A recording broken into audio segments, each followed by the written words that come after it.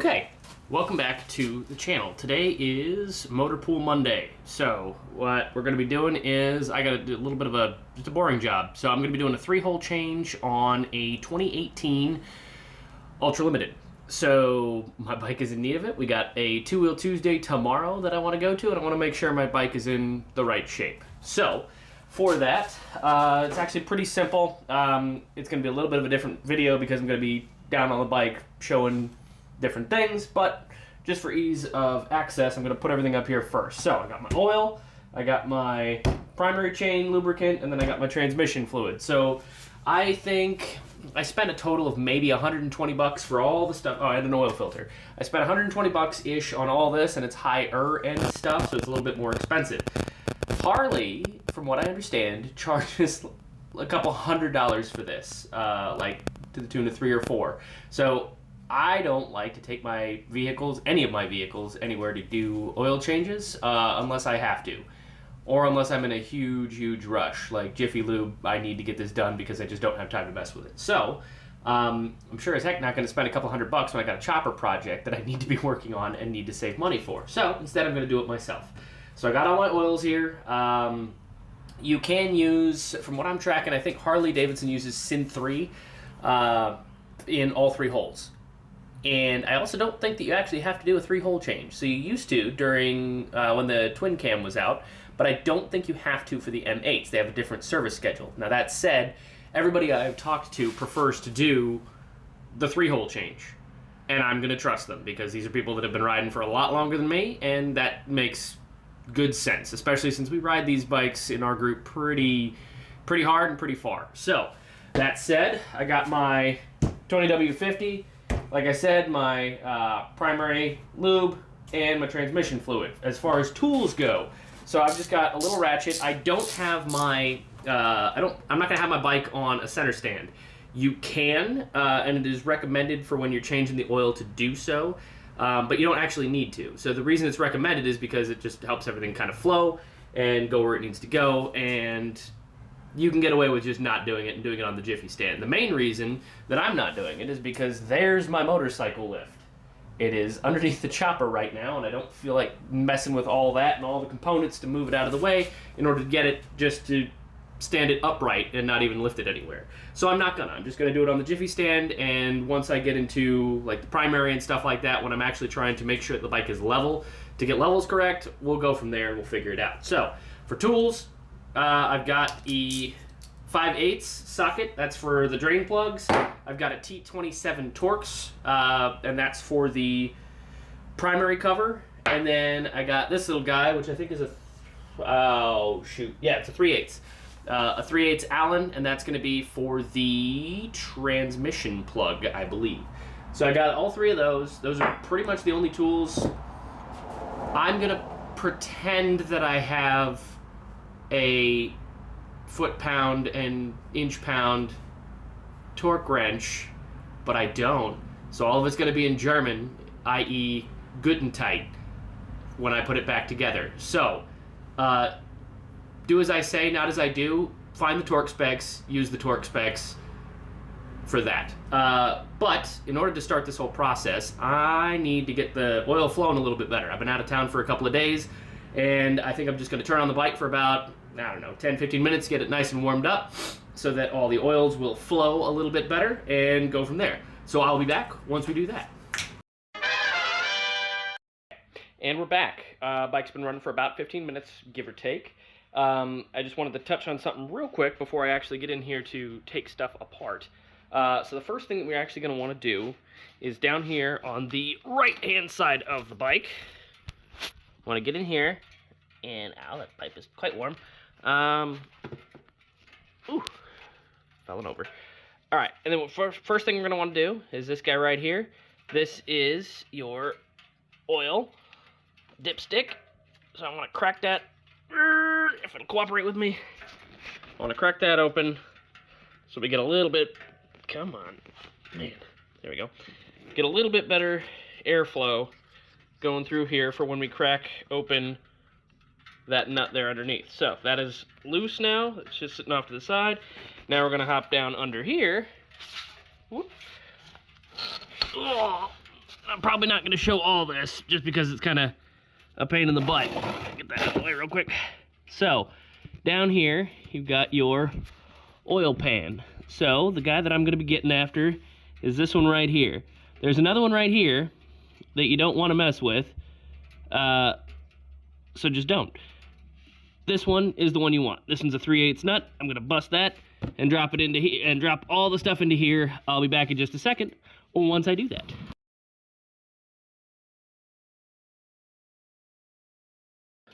There's that. Now I'm just going to leave that to drain. Probably go grab a light as well. So I will be right back, and we will talk about this little guy and what you need to look at on the drain plug. Be right back. We are back. One thing I wanted to go over really quickly is on this guy. So this is your drain plug for your oil. It has a little O-ring on it right down here, and from everything I've seen, don't reuse the thing. They are cheap, they are easy to replace. Just go ahead and replace the whole thing, as well as I'm going to grab a wire brush here from over in the corner, and I'm basically just going to scratch all the extra crap off of this thing from the last time that we did this. I think the last time this was done, though, was they put some thread something on there, so it's a little kind of grimy and gross. What I also didn't see, so this is a magnetic tip. I don't see any debris on it. Like, this is exactly how it came out. It's super, super clean, which is great. If there is any debris, it means you need to go check your engine, because something's, well, I said say any. If there is significant debris, you should go check and see what's actually wrong with the engine, because there's probably something askew in there. If it's just like this, then you're fine. There's a little bit of wear and tear that will happen because it's metal components. That's why we use oil in the first place. So just make sure that this is all clean. So I'm going to get this cleaned up, and then we'll get back to the bike, and we'll talk about why I have a giant sheet of tinfoil over here. So be right back once I get to that.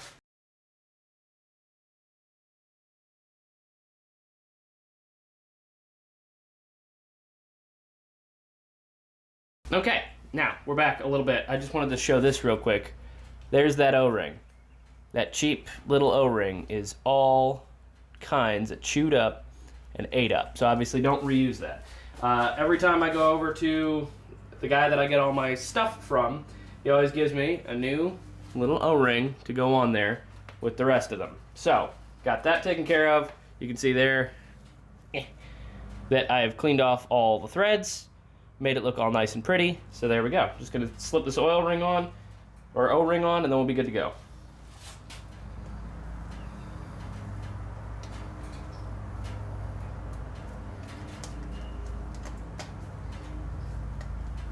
Boom. O-ring is on.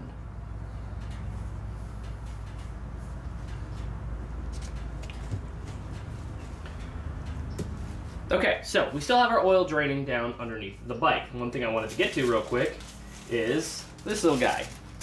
So this is just a sheet of just tinfoil out of the kitchen. So on these bikes, I don't know if I'll be able to show it from here, but the oil filter is tucked up way up under here. And the problem is, because it is tucked up under there, it makes a friggin' mess when you try and yank it out of there. So, one thing that I have done, I've used cardboard before. This will be my first time using this, but this was a recommendation because it's a little bit more flexible and you can get in some tighter spots. So you can get in there, get it underneath the oil filter, so at least some, hopefully, of the oil doesn't drain onto the bike and drains down the tinfoil and into your drain pan. So, I need to reposition you, but I'm going to do it after I go take my dog to a doctor's appointment. So, I will be back in probably about 20 minutes. Okay, real quick, one thing that I forgot to mention is, so normally you will have, if I can get a good view of it, so back there is, there we go, oil filter, and normally you will have just a flat head on this. So you can kind of see it, I have this little guy. That, for me, makes things a lot easier, and that is an 11/16 wrench or head, so that I can actually get in there and get on it and spin it off. So I already cracked it loose. So going through here, now that that is loose, I'm going to go up in here. I'm going to try and do this one-handed. It's probably going to make messes, but we will see. You can kind of see what I mean now. I've got this aluminum foil coming down, and then it goes into that. But of course I missed completely.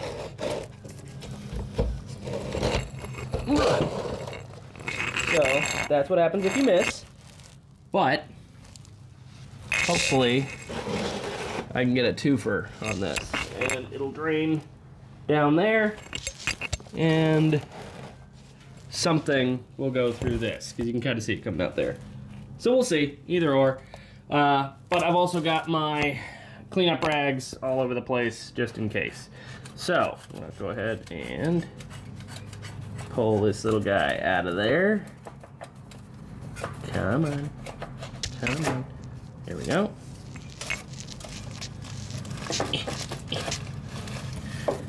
There we go. And again, totally missed. Put this down for a second. And we're back, because it just decided that it didn't want to go onto any of the little locations that I wanted it to go.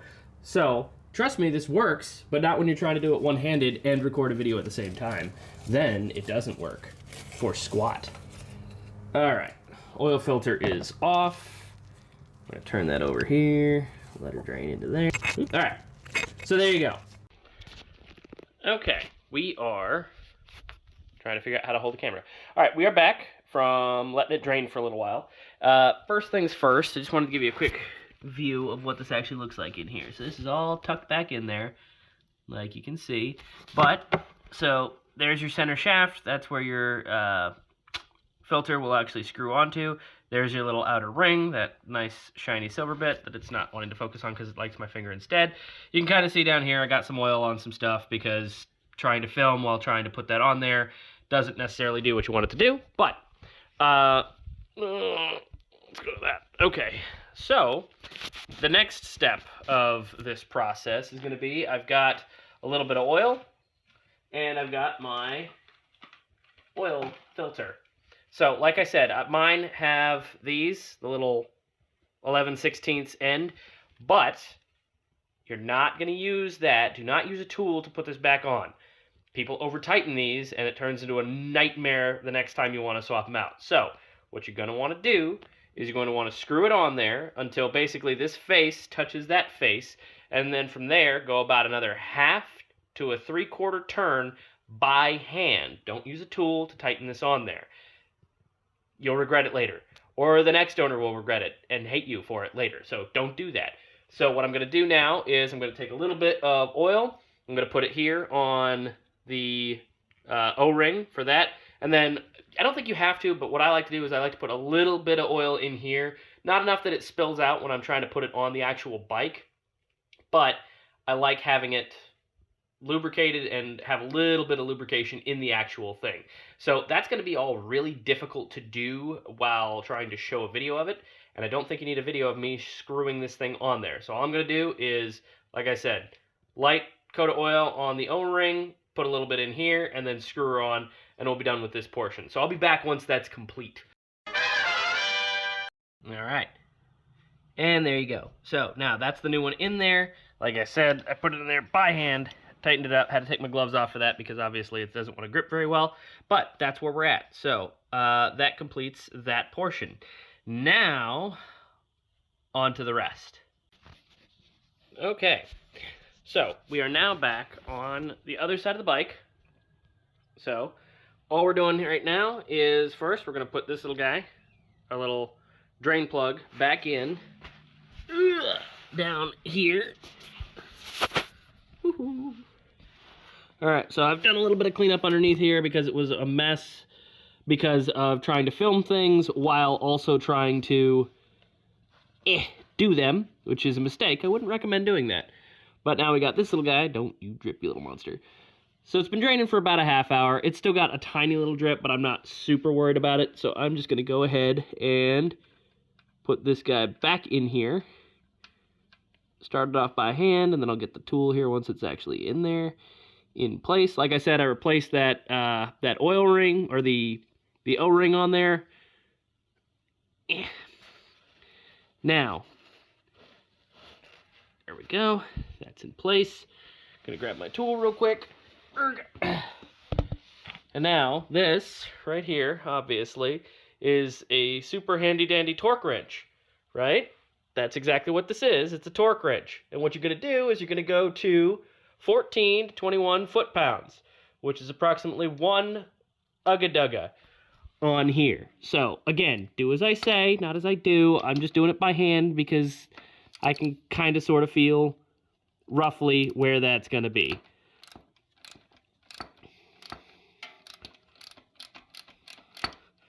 Get her on there, and there you go.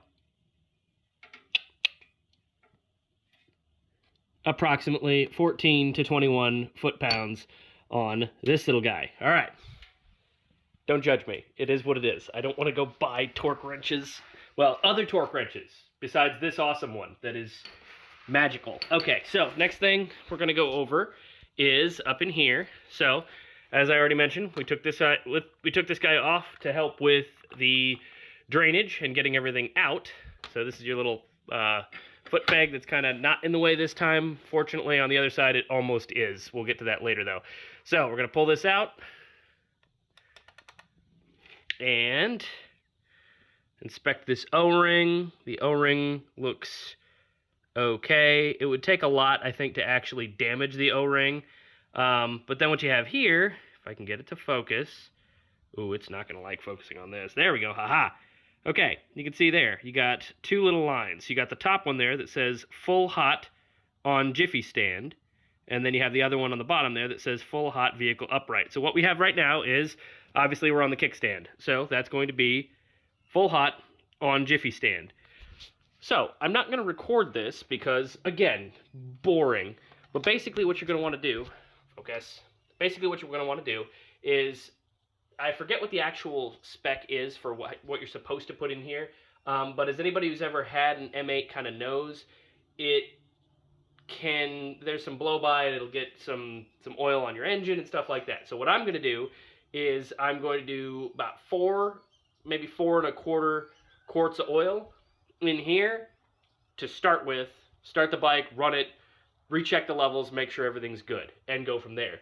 I'm not going to show you filling up oil, because basically what you do is you take this guy out, get it out of the way, take a funnel, which I've got one somewhere around here, take a funnel and fill it up with oil. I'm not going to video record that. So I'll be back once I've got about 4¼ quarts, there we go, of oil in the bike. Be right back. My camera's being super grumpy with me today and keeps shutting off for no apparent reason. So this is attempt number 3 at recording this. All right, so we've just gone through and we filled this up with 4¼ quarts of oil. So that's the starting measurement. Once we actually get the other holes done on this giggity, I'm going to go through and I'm going to turn on the bike, let it run, and then recheck the oil levels, because obviously it's a hot check for it, not a cold check for it. So we need to make sure that we check it on the right line, i.e. on the Jiffy stand line, since that's how we have it right now, and check it while the bike is hot, or while the motor is hot. So that's going to be the next step. Well, that's going to be the later step that I'm kind of going to do once we start buttoning everything up. But next, we're going to go over here to the other side of the bike, and we're going to talk about this little guy. So here's your primary cover. Down underneath here, please don't turn off camera. I'm not feeling like it. Down here, right here where my finger is pointing, you can kind of see it. There it is. That is your drain plug for primary. However, so the way that the primary actually works is the fluid is really, really low in the primary. So what I'm going to do is I'm going to crack these T27 Torx bits first, pull this guy off to begin with before I go and drain this little guy. That's just how I want to do it. You don't have to do it that way, but I'm going to set the camera aside and go ahead and start knocking that out real quick. So we should be able to kind of speed run this thing. So let's give it a shot.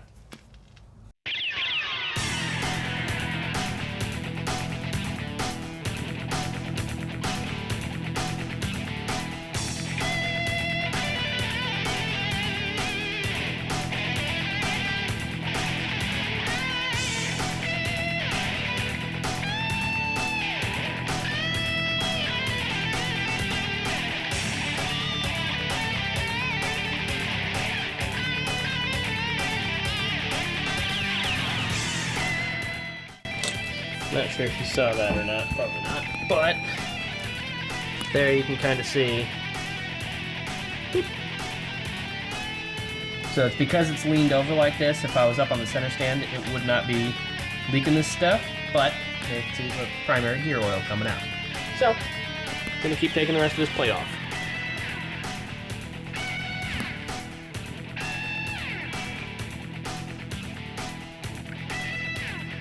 There we go. Boom. So there you go. There is that all pulled off, and you can kind of see in a second once I grab the camera.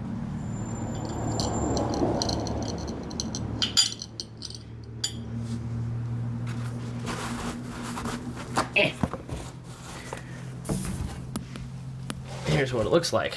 So there's that guy with the fluid coming out, etc., etc. So what I'm going to do next is I'm going to crack that nut and let everything drain into here, and I'll be back once that's complete. So be right back. We're back now that we have popped the drain plug on this guy. You can kind of see I swapped out the oil, put that in the other container, and now this is all primary fluid and some oil residue. So you can see it's kind of still draining out to there, but I just wanted to bring this up real quick. So this is the plug that was on there. I have cleaned it up already. Now for these, I mentioned it kind of on the oil drain plug. This is a magnetic tip, so it can have stuff on here. For the primary, having a little bit of stuff on there is pretty common, just from everything that I have seen. So it's not a huge deal if you have a little bit of metallic residue here. It's if you have a significant amount. So if you have like long shavings or something like that, if you have just like a little sheen over it like I did, it's fine. But if you have like longer shavings or it's starting to get a little bit too tall, i.e. I've got a bunch of metal chunks in there, then you're gonna have an issue. So same thing as with the, man, that's bright. Same thing as with the oil drain plug. What we want to do is we want to just clean this up. We want to clean off the threads, and I'm going to replace the O-ring as well. So I'll get back with you once I've done that and put this back into that plug afterwards, because it doesn't take very long for this to actually drain. So be right back. I forgot to mention this when I put the drain plug back in for the primary, but it's the same measurement. So 14 to 21 foot-pounds, i.e. one click on your little thing. So yeah, forgot to mention that, but that's how it is. Now, here's the part where we really get into do as I say, not as I do. So you can kind of see down in here, you have this pressure plate, and then you have your actual little like spinning bits that are down really hard to see in that hole, okay? So what you want to do is you want your fluid level to be right up at the very edge of this silver plate. Now, I usually see that when the bike is upright. So what I'm going to have to do here is I'm going to be putting in some fluid. I've got to, you fill it from here. So it's kind of awkward. They do make a funnel to go in here. I don't have the funnel, and like Harley is charging, I don't know, 20 something odd dollars, some nonsense for it. And I'm not going to pay that. So what I'm going to do here is I'm going to start filling up, and I'm basically just going to be watching in this hole. It's going to be really hard to show on camera, so I might just show you once I've actually got it filled up. But I'm going to show you then kind of where it sits on this pressure plate and where the fluid is supposed to come up to be the right level. It's not an exact science. It's kind of an ish measurement. But I'll be back here in a minute once I kind of level things out and get it to where it's kind of supposed to be. So be right back. And we are back after a little of funneling back and forth. So I think that the actual measurement that you're supposed to do is about 30-ish ounces.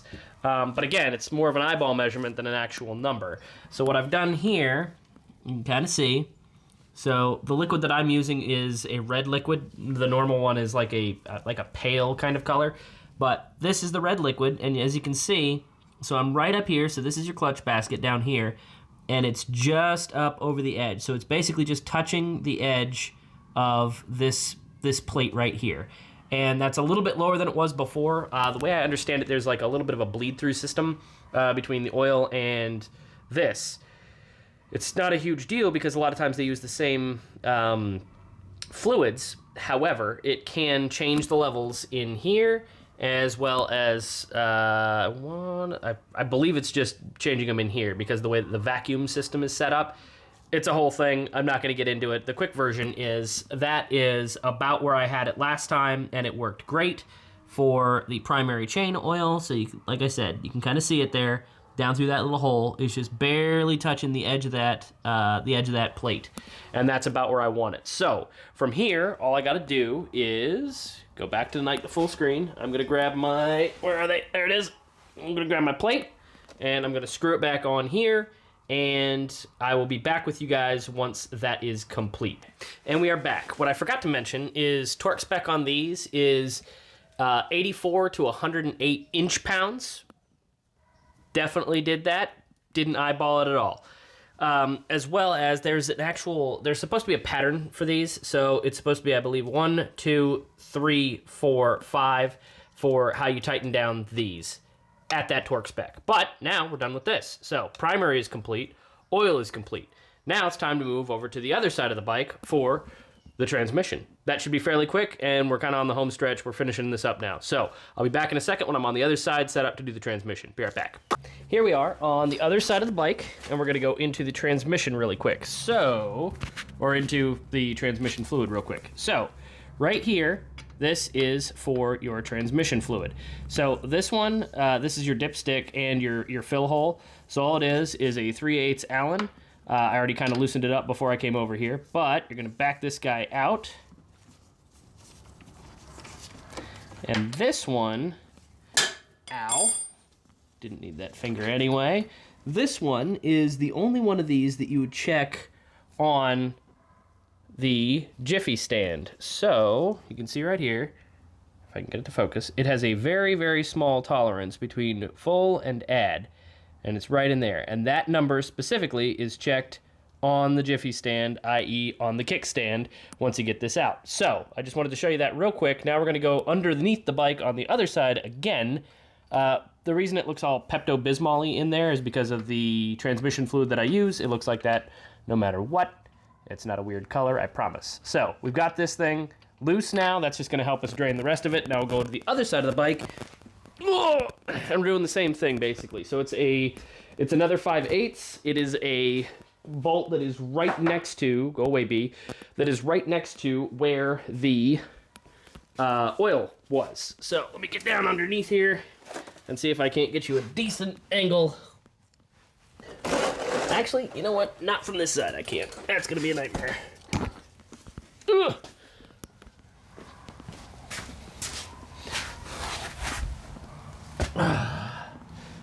Okay, so this will be difficult to show, but let's get right up underneath here. All right, perfect. So this little guy was the oil. So leave him alone unless you want to do another oil change real quick. This is the one you want right here. So this guy underneath, so you got your little cross member that comes across, and then you have this little 5/8 bolt right here. That's the one you're going to want to pop for the transmission fluid. They're right next to each other. So I'm going to pop that real quick. Maybe I'll be able to get the camera in there. Maybe not. We'll see. So give me a sec.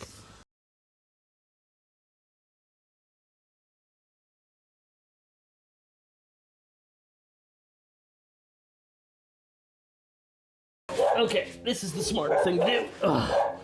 Jeez. Could not find a flashlight earlier to save my life. But, so, this is the guy we're removing. This is the oil drain. I think I showed the oil drain well enough, but I wanted to show that this guy right here is your transmission. So this should hopefully look all Pepto-Bismol-y and not like oil. Yay, it's all Pepto-Bismol-y. So, I'm going to give that a minute to drain, and I will be back once it's drained, and we can go over how much to put in there and how to check it. So, be right back. Okay, so we're back. We pulled this guy off, obviously, and it's the same thing as the other ones. So you can kind of see there's the little magnetic tip. I already cleaned it off, replaced the O-ring, and there was literally no metal shavings on there. The transmission fluid that I use is, I think it's called Redline.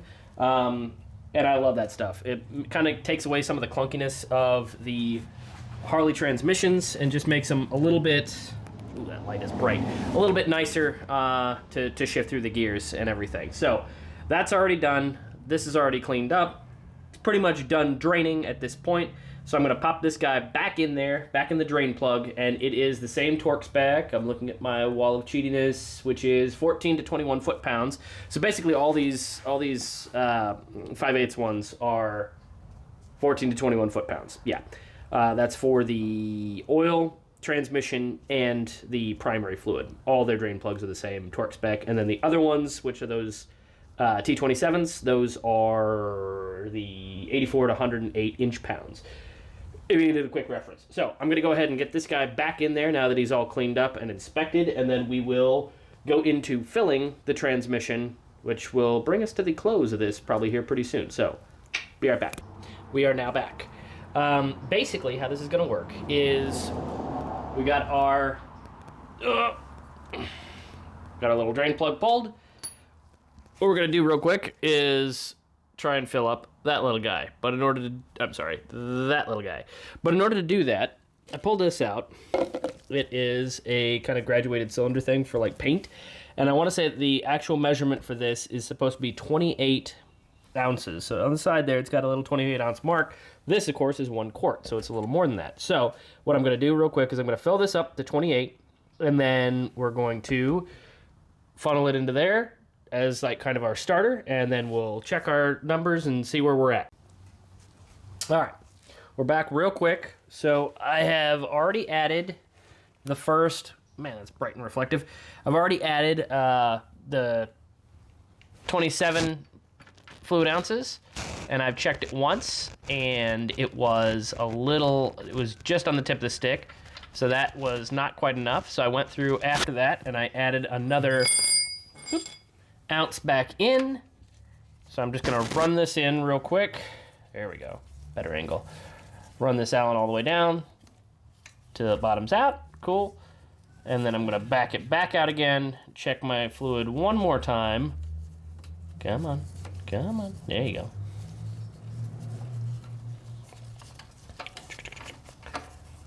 All right,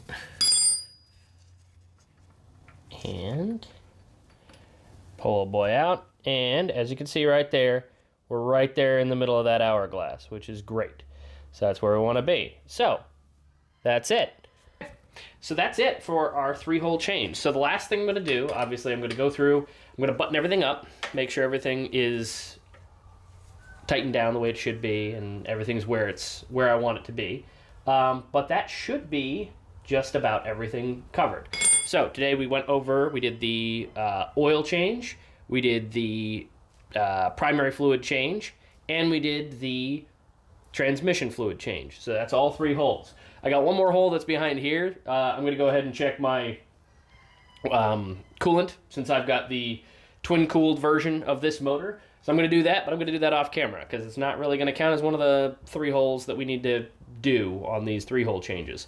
So that's it. Next thing I've got to do, obviously, is I'm going to start up the bike, double check, make sure that they've got enough oil. If not, I'll just add a little bit in there. No big deal. Same thing as you would do on a car, so I'm not going to go over that and bore you guys with it. But that's it for our 3-hole change on the Milwaukee 8 Harley Davidson. So if you like it, if you like the video, like and subscribe. If you haven't already, and that should about cover it. And I will see you hopefully soon for an actual chopper video, if I can get the time/money to make that pile of parts in the background turn into something a little more interesting to fiddle with. So, we'll hope. But anyway, I'll catch you guys next time. Bye!